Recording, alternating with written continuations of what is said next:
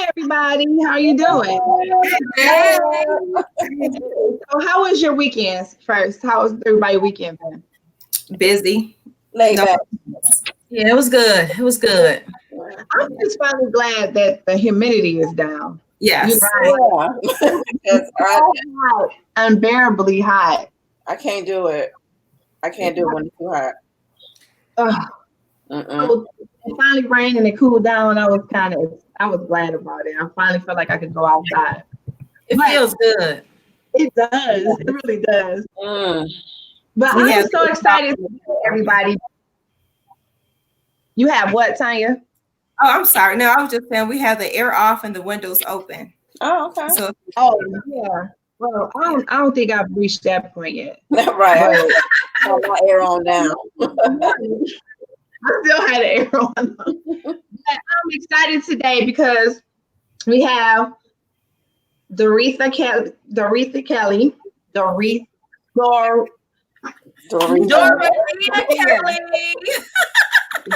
Yeah. I've got both of those names stuck in my head. Mhm. Dorethia Kelly. No, Dorothea. Dorothea. You know what? Okay, here's what you gotta do. Here's what you gotta do. Dorothea, we have Dorothea The Kelly. E. You gotta pretend the E is silent, and then you'll be okay. Oh, Dorethia Kelly. Thank you. Thank you. Yeah, you know, I've been knowing you for years, and you know that's what I've been calling you in my head. I know it's okay. But And now she like get it right. I'm gonna power. because I hate when people call me Keisha and they see there's no S in my name. So Oh my God. Oh my God. So I'm good. I'm good. I'm excited to have. I'm so honored to have you here. You know, I thank your class, and actually have sent a few people. You know, you got me right on the right financial track, and I always share that experience because it was like the start of me going up. Thank you. I appreciate you being here. And so today we're going to talk about some financial gain, savings, whatever she can bring to the table, just to help people get on track. We've been in COVID, and I know people probably have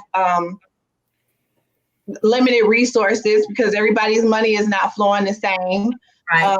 As far as their business, personal businesses, personal savings, whatever the case may be, you'll get to experience a little bit of knowledge from a financial expert.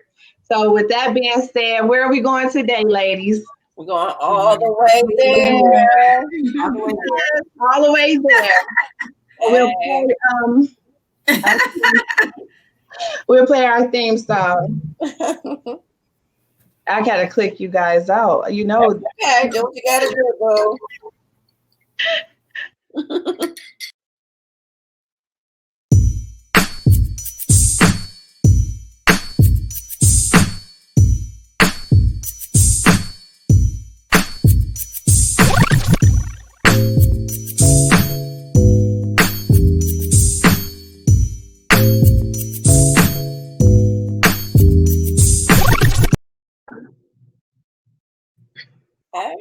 Hey, y'all.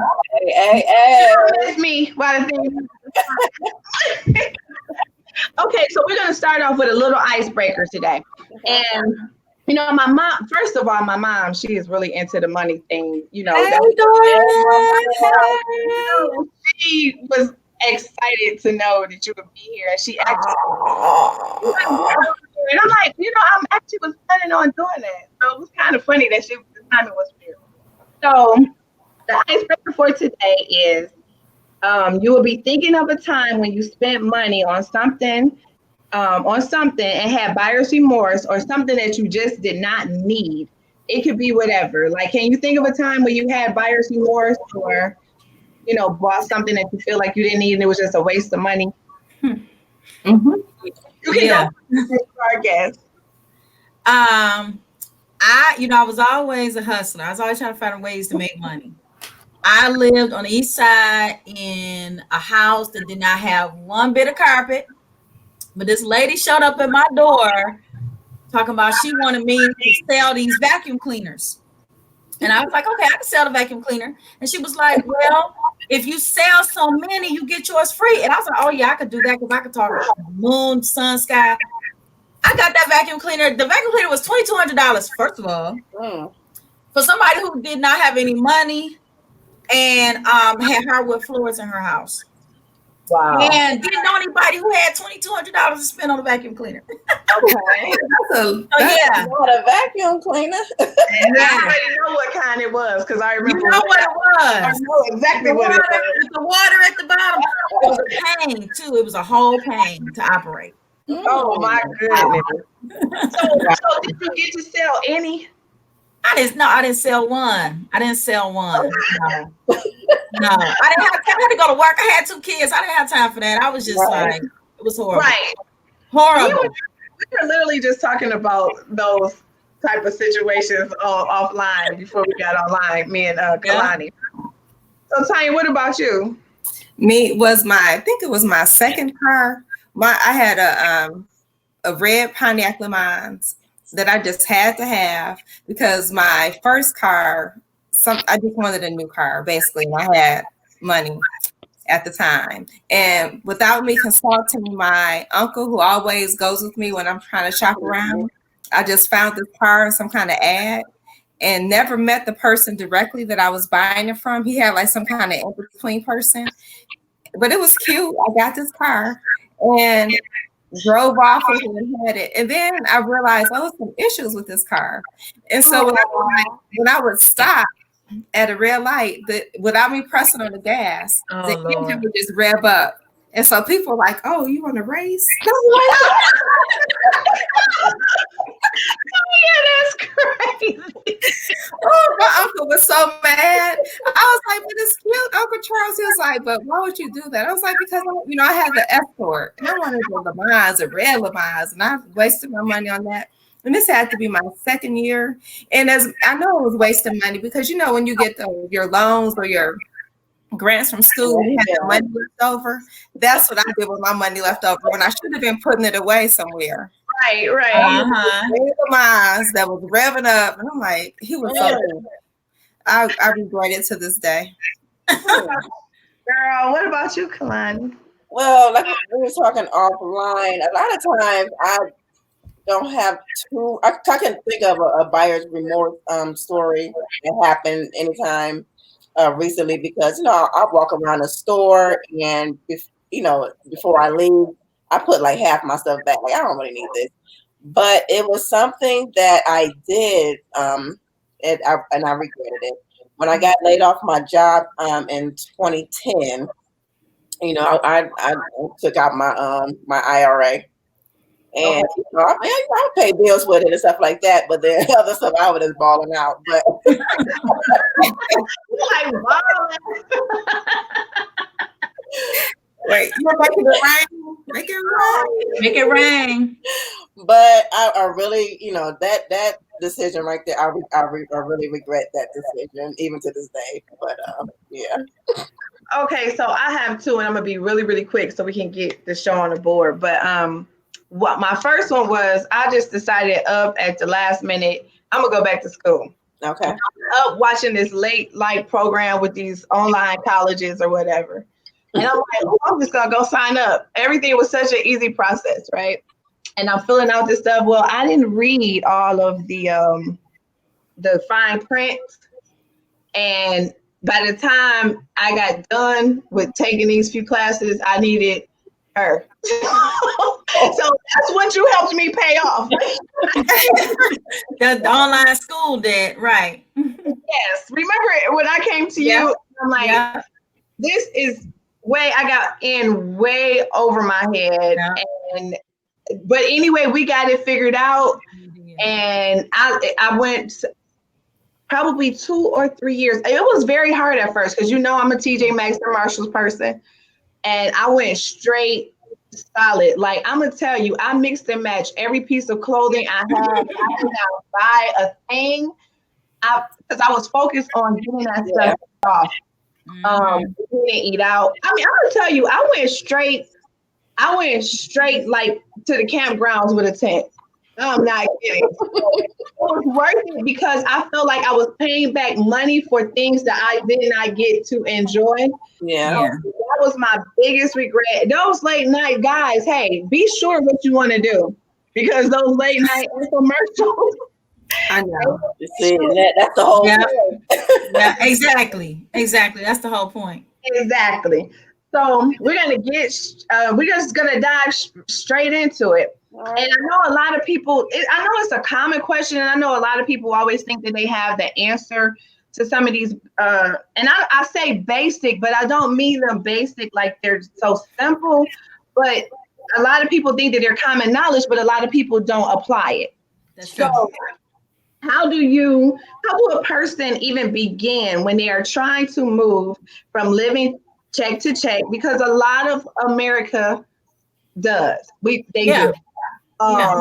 If they get laid off for a week, they are in the hole already. Even when they first get the layoff papers, they're already in the hole. Mm. I've experienced people personally that be like, I cannot afford to get laid off. And how do they even begin? Like, what is just something that they can even begin to get themselves to the next level of not having to live from check to check? Well, don't you think that it starts with a mindset? Yes, I Don't do. you think that we all have to make this, no matter what you want to do? Think about what you were just sharing, how you just basically decided, look, if I gotta live in a tent, whatever I gotta do, because I made this mistake, or sometimes people, it's not a mistake you made, life just happens. You have to say, what am I willing to sacrifice? What am I willing to go without so that I could get this paid off? Mm-hmm. What I tell people to do is just kind of like close your eyes and think about how you would feel if you were debt free. For some of us, we ain't even got to be debt free. If we could just get half of this debt cut, we would be like, be able to take some deep breaths. We'd be able to take some deep breaths. So I think that the first thing is you have to make a decision. I tell everybody, listen, I can show you a plan from A to Z. If you don't make a decision that you're going to follow a plan, you'll be right back here looking for help next year this time. So the first thing is people have to make that decision. And then, after you make a decision, you've got to do the work. You've got to put the action behind it. So, okay, now I decided I'm tired of living paycheck to paycheck. I'm going to manage my money properly. Now you've got to educate yourself. You've got, and now, like, it's so easy now. Everything's at our fingertips. Yes, you are. Everything has an education component. You can learn about saving, budgeting, investing, putting your money up. Even a lot of us at work, one thing that people don't take advantage of at their jobs is, how, like you mentioned, the 401k. Mm-hmm. When most jobs allow you to talk to the people who administer the 401k for free. Yeah. Those people can't get anybody to sign up and talk to them. They can't get any appointments. They're like so excited when somebody does call them. They're like, yes, what do you want to do? I can help you do everything. Okay. So you have to take advantage of the education that's at your fingertips. You have to read about money management. You have to learn. People will tell me all the time, well, Dorethia, money just is not my thing. But I'm sorry, I don't know anybody whose money should be everybody's thing, because we all need it. I mean, that's just the truth. Yeah. We all need it. So money, you need to make money your thing. You need to make how you handle your money your thing. It should not be a case of where you don't know where your money's going and you are having trouble paycheck to paycheck because of that. Now, some people it's an income issue, and that's a whole different ballgame. We talk about strategies around that. But for people who have money coming in and they're just like, I just don't know where it's going, you have to get some practices in place that are going to help you strategize step 1, step 2, step 3. Okay. And that's another thing that I think that I really appreciated about your classes, because again, another late night person, and I know everybody know who this lady is. She was a financial person too. And I was like, well, by the time I listen to this lady, I can't even afford to breathe. You know what I'm saying? Like, I was so strict. Like, yeah. I felt like when I came and sat down and talked with you, and you were like, okay, you can do X, Y, and Z. And once I said, I made up my mind to do it.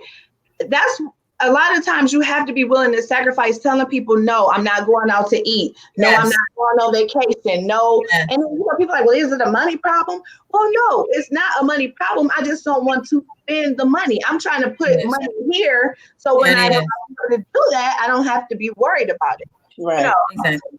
Because everybody, want to be here and be there and be everywhere. Once you get in your mind, you don't need to have to be all of these places. That's liberating. It's freedom. That's It's free.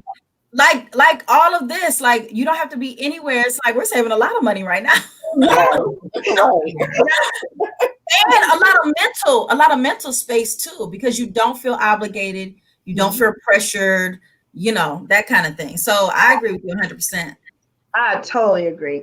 So my next question is, when people are scaling back on some bills and they're trying to figure out, like for me, I got rid of the cable. I never got cable back. I'm not really a big TV person, so that was easy for me to kind of Yeah. But what are some ways or bills that you can think of, just off the top of your head, that everybody has their own level of what they feel like they may need, Yeah. but recreation sometimes can play a big part in a lot of people's bills too. So Absolutely. What do you suggest? Well, some of the things that I tell people to do is just like you talked about with the cable. And everybody's not the same. I'm like you, I'm not a TV person.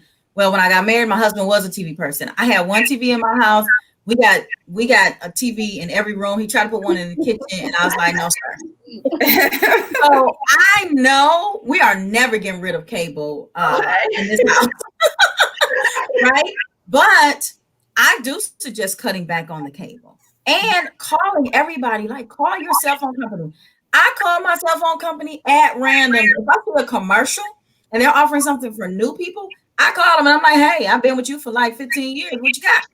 Right. So things like that. Call your car insurance company, and you say, I've been a customer, which is also another benefit of staying with companies for a while, because you do have that, that bargaining power to say, hey, I've been with you for a long time.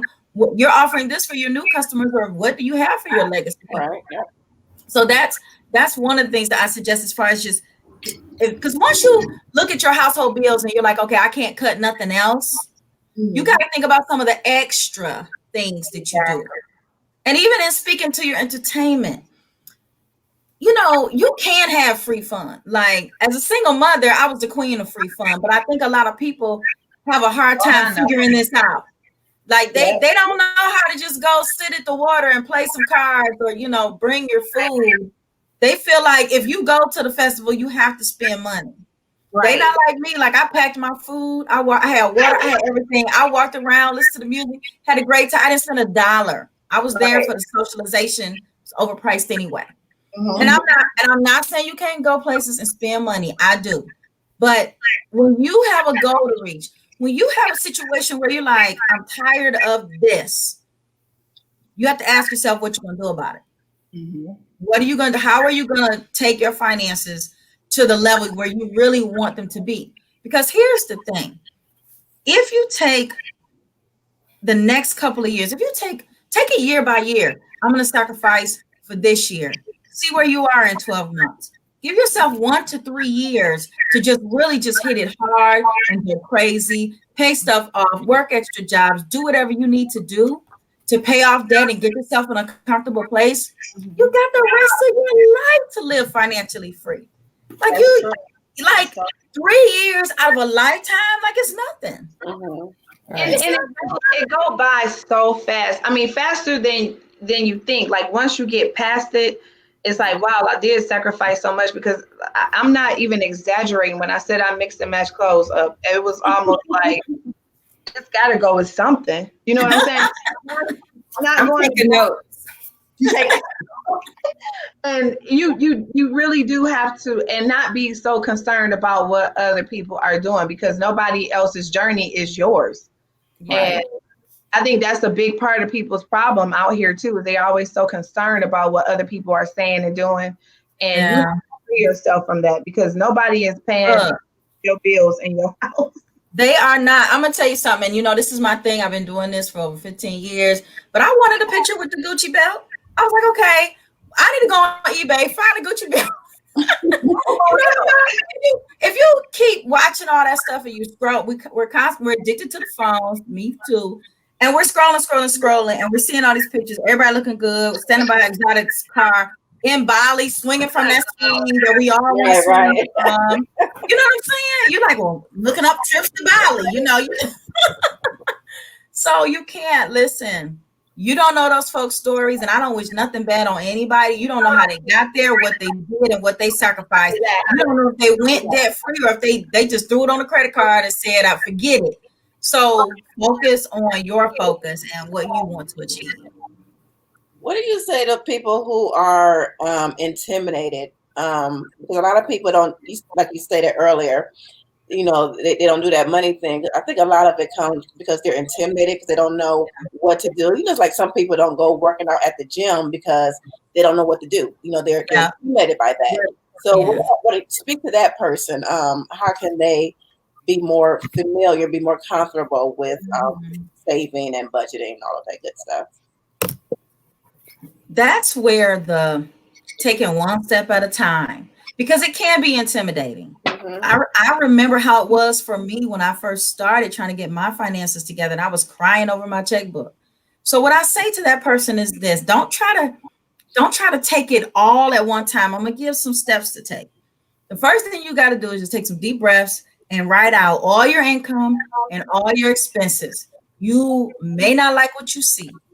Don't get discouraged. Don't get depressed. Just take a deep breath, woosah, and say, okay, now I know what my numbers are. That's the first thing. The second thing is, your next step is to read blogs, websites, books, and magazines about money. Just start listening to some podcasts like this one. Start listening to some YouTube videos where people are teaching. Like, this is all free. So then you're not gonna, everything doesn't apply to you. Please don't get caught up in any foolishness or all that stuff that's out there. Do this, give me $500 and I'll make you rich. No, you spend no money. You're reading, you're educating yourself, you're learning.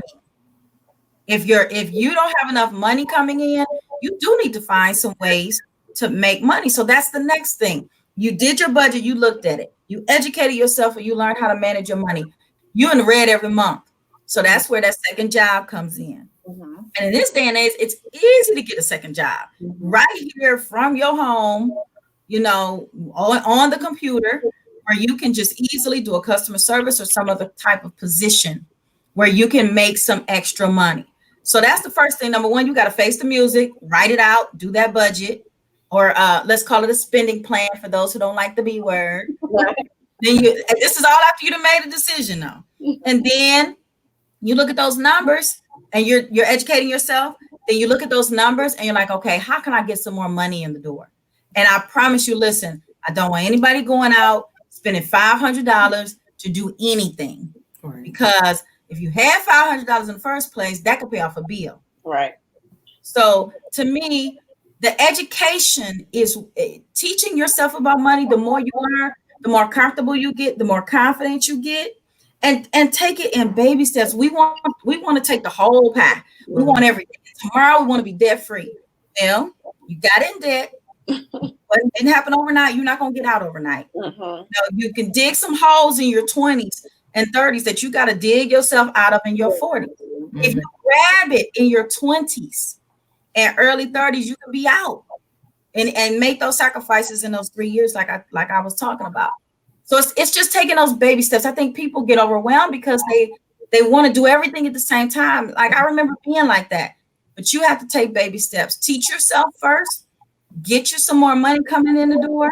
Because after a while, like I was like that. Like, everybody's like, well, spend less than you earn. I was like, I've been doing that for years. What else we got? What else is there? Right. You know what I'm saying? So if the rubber done met the road and you in the middle, you have to make more money. Point blank. That's the truth. Yeah. So Dorethia, I have 5 kids, 18, 16, 16, 15, and 14. She all like, I'm like, oh. But what should I tell them? What should we teach them right now? Ages again. 18, 16, 16, 15, and 14. Twin girls. Mm-hmm. Oh, big hug to you, mama. Listen, and how old is the youngest? 14, going on 30. Do they all have chores? They do. So, like, you got all those kids, you shouldn't have to clean nothing in that house. No, we don't. They're cleaning up now. I just sent off a text like, this is not the time to vacuum. Right, not right now. So, what you literally. Exactly. So listen, there are so many resources for kids as far as money management. I have a friend, Tasha Danielle, the financialgarden.com. She was just in a competition with Essence, and it was like $150,000. She came in second place. She's amazing for you on money management. But what I would suggest that you do with your kids, anybody who's got kids, number one, I don't know how it's gonna work, but you know that you're gonna do certain things for them, right? So let's say you're going on vacation. You know you're gonna spend so much on them for food. Mm-hmm. So you say, okay, as a family, before we go, this is how much you get for food. This is how much you get for whatever else, souvenirs, whatever. Give them the money. Now they can also earn some of that money, but if you give them the money, they learn how to spend, and I bet you they come home with more of it. It's the truth. That is so true. Right? So that's one thing. The other thing is, do not let your children spend every dollar that they get. Mm-hmm. I truly believe in the give some, save some, spend some. Mm-hmm. So you have your envelopes, so they have their banks, whatever they have. Even though, and with those teenagers, it's gonna be hard because they're really just saving to spend. They're just like, I got stuff to do. Right. So, but if you teach them, and everybody should have a bank account, like everybody should have a bank account. See, that's awesome. Everybody. So, and even like with the Cash App, like I do tell my teenagers, I say, y'all better get a Cash App. My niece came and I was like, you need some money. I said, you have a Cash App? How am I gonna get you some money? So all teenagers should have Cash App because it's easy for people to send you money that way. That can go into your account. Your bank account, though, right? Yeah. But there's also got to be some responsibility. I like the fact that they have chores, but there has to be some things that they work and make money for. So I encourage them to look around the house. What is it that they can earn money to do that's outside of their chores? Because you want them to learn how to control earning and spending. Right. I believe in teaching kids hard work. Clean mama's car. Why, did my daughter what she did, because she's great at organizing. She would organize my closet, my jewelry, and my shoes and my clothes. I like my clothes in the closet by color and style. I'm a little angry. But and she was excellent at it. And so I paid her to do that. I also paid her to do my chores around the house because it got to a point where I really couldn't do much. Right. As far as chores. So teach them those basics. There are a lot of investing. Like, I really think we need to get our kids educated around how to invest so they're not intimidated. Mm-hmm. See, just like the question Kalani had about the intimidation. If you teach your kids about money now, there's no intimidation. Like, they're fearless right now. Mm-hmm. They don't have those life experiences that kind of beat us up a little bit and make us scared. They don't have that. So that's just a few. I probably got since my daughter has been working though. Now she was always really good at saving because I made her save. That was one thing I made her do. But you are right. They want to spend their money. They're like, okay, I got this fast $80. I'm going straight to the mall. Yeah. I noticed since she has been working, she'll deposit her checks and then she'll say, well, I was thinking about getting such and such, but I'm gonna probably just wait. And I'm like, well, why are you waiting now? So that is so true. When they actually are physically looking at it, that is really a real thing. And Kalani, she kind of brushed on that one question that I did have for you. She just kind of worded it different. So we can move on to the next one. So how do a person get to the point of where would you tell them to start to have enough money if they're, layoffs come up, people get fired. Where do they begin to start putting money aside that if they have a break in between a job for whatever reason, they can kind of set themselves up to not be in a place of worry? That is one thing that I learned from you. So that was a question because I made sure that I just started pushing, the emergency fund, I think from another financial person that said $1,000 saved. Yeah. But then I started looking at that realistically. Once I got to the 1,000, I'm like, well, if I have a big car expense, this is going to take care of that. So I need to work past that. So what do you say to that person? So the idea is it's the same model. Like, it's the same model that has been being used for years, and it works. So the idea behind the $1,000 is you get the $1,000 don't touch it, leave it there, and then you pay off all your debt. Once you have paid off all your debt, except for maybe like I do tell people if they have a large student loan and if they have a mortgage, something along that size financially, then you kind of set those to the side. You keep paying on them, but you set that to the side, but pay off all your other smaller debts in between. Some people's student loans are $100,000. So then once you've paid off all those small things outside of maybe 2 very large bills, then you go back and you add to that 1,000 to get your 3, 6, 12-month emergency fund, because it is generally taken between 6 and 12 months to find a job if you are laid off or get fired or have a medical emergency can wipe out all of that. Exactly. But it's better to have it than to not. But this is what I tell people about this.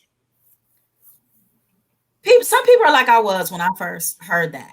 And I was like, well, 3 to 6, 12 months. Okay, I almost gave up because I was like, I couldn't fathom being able to save 6 to 12 months of my income. Remember that it's income, not expenses. Right.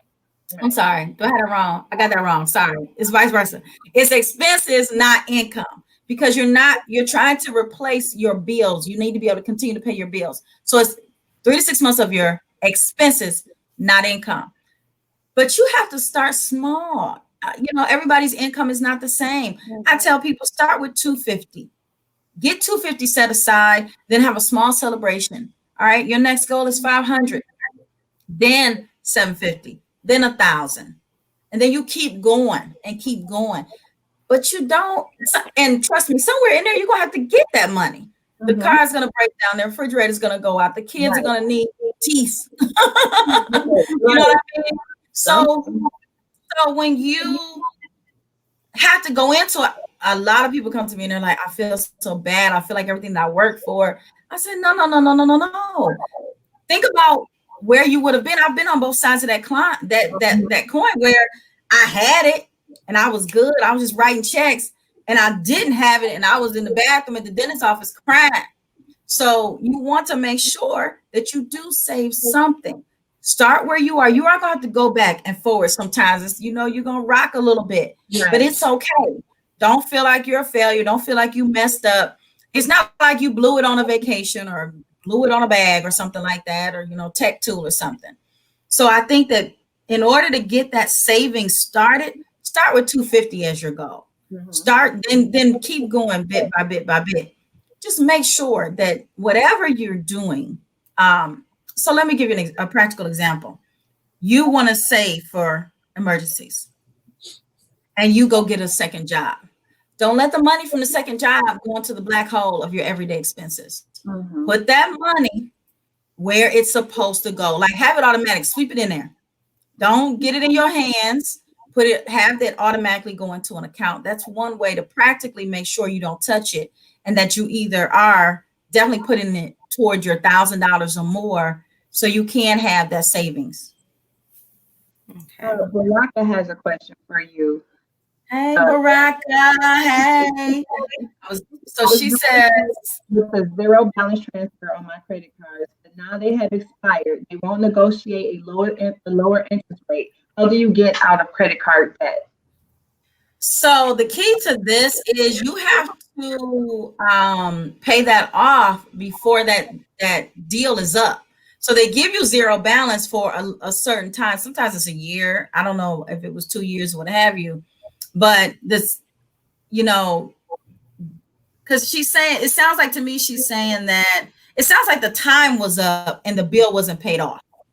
So at that point, that's that fine print. If you don't pay it off in that time, they don't have to lower the interest rate. The only other thing you could do is move it over to another zero balance card and then pay it off. Yeah. And close that card. Yeah. Pay it off. Yeah. People still be having the card sitting in a drawer. Yeah. That's a good one too. I know. Yeah, that was good.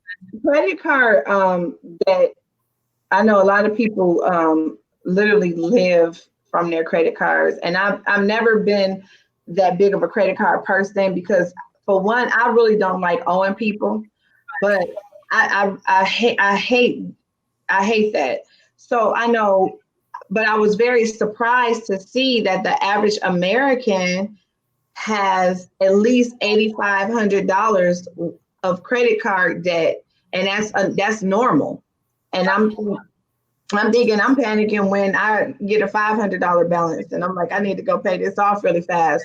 So he said, "Yep, that's what I'm going to have to do. I got credit card crazy." Dwayne says ownership is important. Please share. Thinking bigger, not just a second job, but owning the business.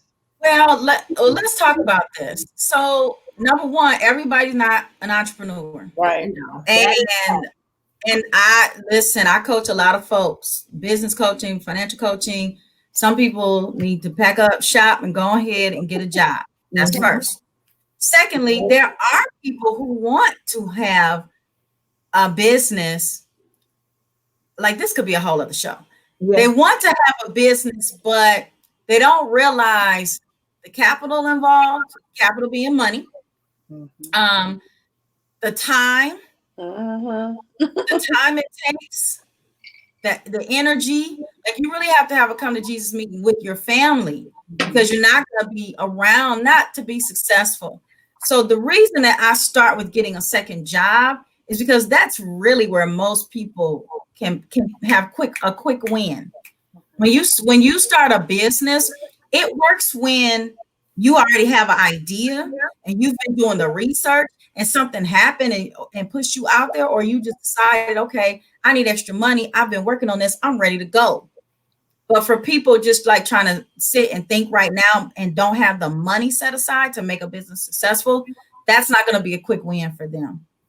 I do agree with you, though. Ownership is important. I just believe that if people go into the mindset that they should have a business because everybody else has a business, I don't believe they'll be. I know they won't be successful because I've seen it happen. You gotta have that passion. You definitely have to have passion to do something that you're good at too. Something that brings you joy. It has to, and I think that's an important thing too, because in the where we are in now in society, social media, and there's nothing wrong. I think everybody should shoot their shot at whatever their dream is. Always go for your goals. But so many people are driving the force of the entrepreneurship in people's mind, and people have gifts and talents in a lot of different areas, and sometimes they get stuck on just that, and then they feel like they missed the mark because that really was not their calling. And I just feel like it's just so hard driven lately. If you work in a 9 to 5, I personally think if you have goals to have your own business, you should reach them. But in the meantime, there is nothing wrong with a 9 to 5. Right. Not at all. I don't want anybody to ever feel like they're beneath anybody working a 9 to 5, because it like you say, it helps you pay the bills. And you can get wealthy. I mean, a lot of people, there are a lot of wealthy working people. And he also, talking about, which is good, like you all said, like ownership. I mean, and like you said, everybody is not meant to be an entrepreneur, but once you have your money tight, you can't invest in a business. You can't invest in land and different things. Exactly. And I think, to me, being able to move across the board the way I wanted to move was the most important thing to me. Credit good, somebody say, I'm like, no. And for example, when I went to go get my Cadillac, I think I told Kalani about this story, and the lady was trying to give me, the man was trying to give me this crazy amount of what. I'm like, no, I promise you I'm not ever paying that, because I don't feel like I should. But I feel like you have the more negotiating power when things are on point, because I walk with this. You got the confidence. I can walk. I don't need this car today. I'm already driving. You know what I'm saying? And sure enough, the man told me, he was like, what you're talking about paying is unrealistic. And I said, okay. I said, well, you can call me back if you want to. If not, I'm still driving what I'm driving. Right. And I'm going to get to where I'm going. And sure enough, it took them a whole month. I was like, Miss Billy, do you still want this car? I'm like, is it where you said it's? He was like, nobody I know is paying that for a Cadillac. I said, well, if it's not there, I'm not buying it. And sure Right. enough, that's exactly what they gave it to me for. Mhm. So, Good for you. Good for you. I'm like, you're not gonna pressure me, Right. whatever. And that's the beauty of being able to walk away from certain things. When you feel like you just gotta have it now, a lot of mistakes happen with that too. Yeah. You gotta have it now, and then you end up with buyer's remorse. Like, I really didn't need this. Mhm. I really is forward to spend this on this. And okay, what is Tina talking about? Oh, she's just basically talking about recapping. Being an entrepreneur is not for everyone.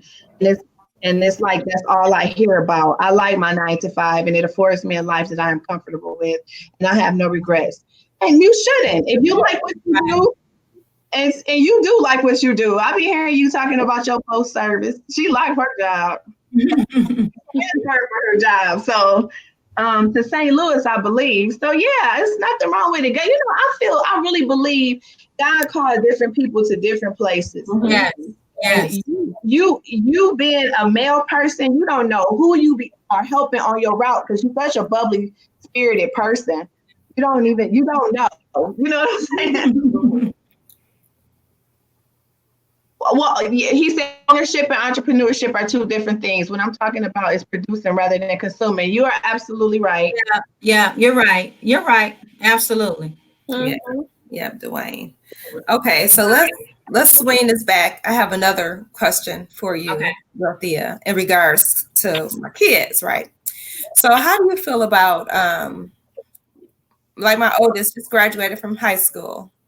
He's slated to go to Alabama A&M, but it's COVID, so we're still trying to decide what's going on with that. Yeah. But he didn't get like the full scholarship that so many kids are being offered. So should we take out a parent loan for him to go to school? Or should he take out a student loan to go to school? Or should we just like sign up for the military? Okay. No, he ain't got to go to military if he don't want to go to the military. It's just like you going somewhere. I'm just joking.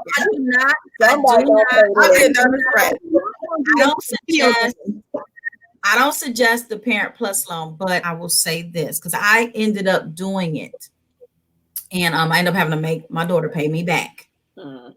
But this is what I'll say: has he been applying for scholarships? He has. Okay, aggressively, Mama. Now I'm on him every day to call him, follow up calls, and see he is so laid back. Yeah, I have a laid back. I don't know if he made it look easy for him, but I'm like, it's not easy. It's 5 of you guys. Help us out a little bit. So how many? Okay, so this is where I am with this, and I'm listening. My son didn't do this because he said he was just gonna work. He was like, that's too much work. I'm gonna work, make some money. That's what he did. He got a good job. He worked every summer and he worked through the year. Scholarships have to be done weekly. Scholarship hunt has to be done weekly. You got 5 kids. You don't have time to be taking out any Parent Plus loans. So any loans that's taken out are in his name. And because he needs to feel this pain, first of all, but we want to help our kids now. Don't get me wrong. I help my kids. But he needs to know what this is and all of that. Like, what's going on this summer? Like, I shouldn't see you on no game or going nowhere until I get 2 scholarship essays per week, a spreadsheet to tell me what you found, where you found it, and all that good stuff. That's good. Like the problem, and I had this issue with my daughters too. Nobody wants, like, I was a hustler. I don't know where these kids come from. Nobody wants to do the hard stuff. And even said to me, well, if it's not guaranteed, why should I apply? I was like, oh, Lord, I don't feel every which way but loose. They don't understand that nothing is guaranteed. You got to fight for it. You got to be competitive. You got to go after it. So definitely don't take out the Parent Plus loan. This is all individual. Everybody, I don't want anybody to be like, Dorethia, don't want me to help my kids. Everything is individual. I always told them I help people who help themselves. You are hustling. Now, if he applied for everything and you're getting 2 a week and you're reading those essays and there's effort put in there and he did the hard work, well, then I wouldn't take out a loan. I try to find the cash. Okay. But if he on that game and hanging with the fellas and out there playing ball and he like, I'll do it, mama, I get to it, I got it. No.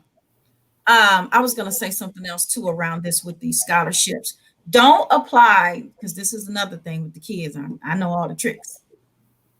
There are a lot of student loans or student scholarships where they'll say, oh, just put your email in and qualify for $1,000. No, ma'am. He only applies for the ones that make him do work, because those are just email captures. They're going to spam y'all with a bunch of stuff. He either has to write an essay, make a video, or do something like that. If the essay isn't, so a 250 word essay is nothing. Right. Mm-hmm. It needs to be at least 500 words or more, because that means that's a meaty, for real scholarship. You got to read a book, make a video, or write an essay. Okay. So that's what I would say. You got 5 I think that's really good because I'm going to cut you off. I got one more thing to say, because I need to talk to our parents. We give our kids everything and all the things. You have to leave something for yourself. Okay. that is real. And I'm glad that she touched on that, because this is a universal thing. You know, and that's one thing about Facebook. Everybody, kids be looking like, and then you sit back and you talk to them, and they be like, "Oh, girl, I almost beat this application." I'm like, "Oh, your little snapshot." No, we all experiencing the same thing. I literally have to almost threaten my daughter. You know, not me threatening in a negative way, because they call it people out. But what I mean as a parent is I have to stay on her. Like, it's not just the boys. Like, I'm like, wait, what did you do today? Like, send it to me, because I need to know. And she gets mad at me all the time. Like, you're breathing all in the phone. But at the end of the day, like I told her, there were certain things that I did not want her to experience. That's her paying off these student loans for the rest of her life. So you got to do what it takes in order to not have this. So I pushed her. And here's the other thing. Let me tell y'all something. If they don't want to do it, send them to community college. You ain't got to fight with them. It ain't, I'm so serious. We don't want to do it. We don't want to do it. But if they don't want to do what it takes to get there without all those student loans, send them to community college. Yeah, I agree. And like I was saying offline, like my oldest, he is just so mega laid back. I mean, people just like, cool Kevin. I'm like, but you got to do more than just be cool. And I look at all my kids are different, and so the twins, they hustle. I mean, they get out there and they make it happen to the point where they know what grades they need to get a scholarship to go to the university they want to go to. They've already researched it. So they're into their grades, writing essays. And one of them never played lacrosse before a day in her life, but she looked at an HBCU lacrosse team. It was like, I guarantee that if I learn how to play lacrosse today, because they're all athletic, they don't get it from me. But I guarantee if I learn how to play lacrosse today, they'll offer me a full scholarship. So this girl went online, found her a lacrosse bounce back, going to get a stick and a ball, called the lacrosse coach at her high school, like, I want to join the team, what I got to do. And I'm like, look at your sisters, Kevin. Look at your sisters. Don't do that, mama. Don't do that. I know. I'm like, wow. Deep down on the inside, you be wanting to, because you see so many things. And my favorite person I listen to, Stephen Furtick. He had this really good message to me that I one day opened up to me, and he was talking about how all 3 of his kids were different. Well, I only have one, but at the same time, I have the one, but I compare her to how my drive was. And then I feel like sometimes as a parent, like, where did I drop the ball at? Like, you just don't seem like you that enthused about this. I'm like, but it's a different day. It's a different day. I had to start really tuning in to some of the things that she really wanted to do. And that's why community college was a good choice for her, because I wanted to make sure that I was paying for something. I don't want to spend, I think Tanya said somebody was $45,000. That's hard. Yeah. Yeah. And I don't want to spend that. And then, you at home, like, well, okay, here. Yeah. But one last question for me, unless the ladies have another question. Someone suggested for me to add my daughter to my credit card. I don't really use the credit card a lot, but they were saying that it will help with Yeah. her credit. Do you think that's a good idea? So I think that I know that it helps their credit. There's a couple different ways you need to think about this, and you Okay. need to know your child. You can add them to your credit. Make sure that you're paying it on time, parents, because if you add them to your credit and you're not paying it on time, you will mess up their credit at an early age. So you have to then make sure you're paying it on time. Now, if you add them, you can add them and don't give them a card, or you can add them and give them a card. I am of the mindset that you need to add them and don't give them a card.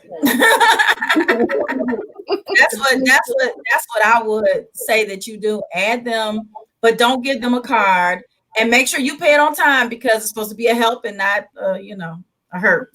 Now, and here's something to watch out for too.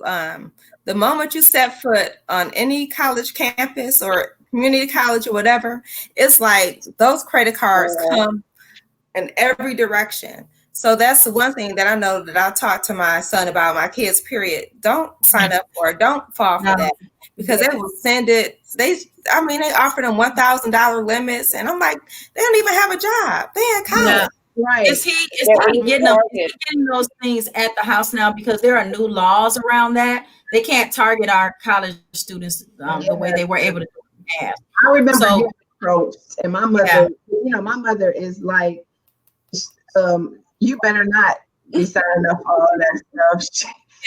Yeah. So Dwayne says, check out green light credit card for children monitored by parents. Yeah. Okay. I was thinking about adding her, and like she said, I probably will not give her a card because I'm not a person who run my credit card up. That is literally, my credit card is literally for emergency purposes, or if it's been so many months, I go and charge something and literally pay it off the next day. Right. Because I just don't like owing people. Yeah. So then that, for those parents, it works. For others, not so much. Okay. Yeah. Like the parents that get the light bills and stuff. Cable bill, light bill, and the baby's only 2 years old. So many students find out when they get ready to go to college what their parents have really been doing in their name. Yeah. It's so sad. That's very sad. Yeah. So Tina said there is work that has to be done, and it goes hand in hand with wanting to live debt free. I have been debt free for some years now, and it was hard at first for me, crying more, but it was well worth the pain. So you ladies, this topic is so necessary and hit home. Thank you so much. You are so welcome.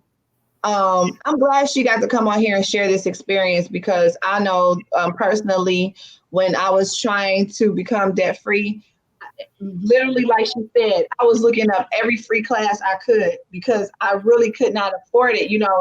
Some people were like, you want to be debt free, send us $199. I couldn't afford to do that because I knew I had other things to do. And when, she was online and posting all her classes, I'm like, I'm going. Like, I don't care. I'm there because I needed it. And it really worked. I went without a lot. My daughter, I don't know, I might have traumatized her a little bit.